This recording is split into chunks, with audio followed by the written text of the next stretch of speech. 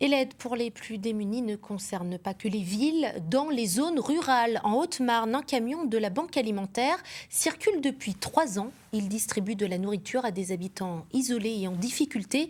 Le nombre de bénéficiaires a augmenté de 15% cette année. C'est le dossier d'ici, signé Marie Galante-Fontan.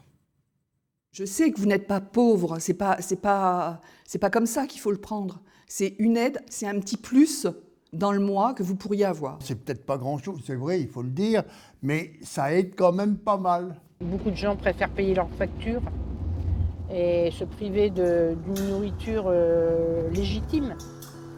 Une chaîne humaine d'hommes et de femmes qui vont là où peu vont. Ces zones blanches, dans nos campagnes, où la misère se cache derrière les chaumières. Une fois par mois, la Banque alimentaire fait sa tournée dans les villages autour de Saint-Dizier et distribue des paniers de courses à environ une trentaine de foyers. Il faut connaître déjà son territoire, savoir là où des personnes sont dans la précarité, aussi bien isolées physiquement que moralement. Les travailleurs dits pauvres s'éloignent des villes pour trouver des logements moins chers.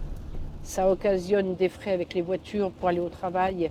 En général, ils ont des petits contrats, donc il n'y a pas que des personnes âgées à aider. Il y a aussi des familles monoparentales.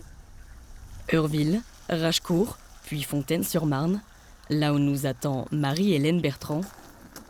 C'est elle qui a pénétré l'intimité de ses habitants. Elle qui a établi une relation de confiance pour les persuader d'accepter cette aide sans être stigmatisée en retour. Il faut aller vers les gens, parce que si on ne va pas vers les gens, ça ne marchera pas, personne ne viendra. Je pense qu'il y a des gens qui calculent tout et qui n'ont pas les moyens, ils ne peuvent pas. Je vois leurs revenus, puisqu'ils me donnent leur avis d'imposition tous les ans, et pour moi ça me rend malade, c'est une catastrophe. On ne devrait pas laisser les gens vivre comme ça. Ami, mais aussi bénéficiaire, Bertrand Rabot-Tavao a connu des jours plus difficiles.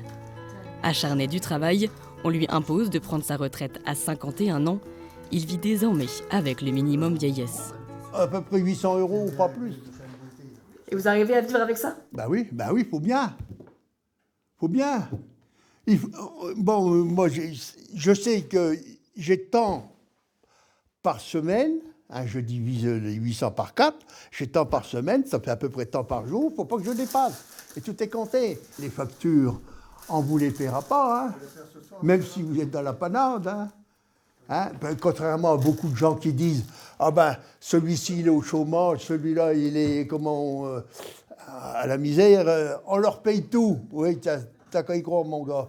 Attends, quand il sera, toi, tu verras, on te paye tout. Il y a des gens qui critiquent. Ils vous voient, vous êtes malade, ils ne le savent, ils ne sont pas censés savoir que moi j'ai fait 2 infarctus. Qui c'est qui le sait? Pas grand monde, à part ceux à qui je le dis. Personne ne le sait. Oh ben ce gars-là, c'est un feignant, regarde-moi ça, costaud comme il est, c'est parce qu'il veut rien foutre, c'est pour ça, il est dans la merde, laisse-le, hein, c'est tout. Bonne de con. Il y a pire que moi. Cette phrase de Bertrand résume la faiblesse de nos autorités face à la précarité. Il ne veut pas être assimilé à un assisté. C'est aussi cette image du pauvre que veulent casser Daniel, Marie-Hélène et tous les bénévoles.